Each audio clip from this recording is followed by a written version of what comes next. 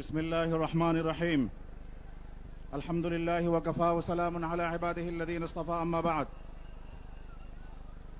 আন্দোলনরত ৮ দল কর্তৃক আয়োজিত আজকের এই ঐতিহাসিক মহাসমাবেশের সম্মানিত জাতীয় নেতৃবৃন্দ, উপস্থিত আমার সামনে লাখো বাংলার দামাল জনতা, আজকে 5 আগস্টের ঐতিহাসিক গণঅভ্যুত্থানের পর এই দেশের মানুষ একটি নতুন বাংলাদেশ বিনির্মাণের স্বপ্ন দেখেছিল।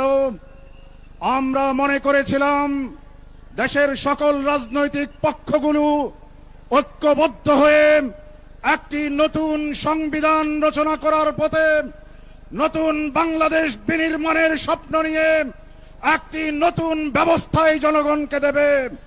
কিন্তু দুঃখজনকভাবে এই দেশের রাজনৈতিক কাতারে যারা ক্ষমতায় যাওয়ার স্বপ্নে বিভোর হয়ে গেছেন, আমাদের জাতীয় ঐক্যে তারা ফাটল ধরিয়েছেন।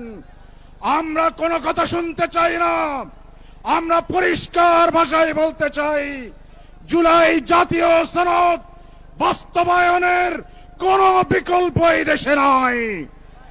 গণভোট দিতে হবে, কোন ধানাই পালাই চলবে না।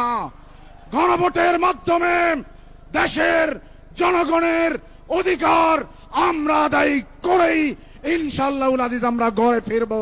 সবাইকে রাজপথে শেষ পর্যন্ত থাকার আহ্বান জানিয়ে শেষ করছি।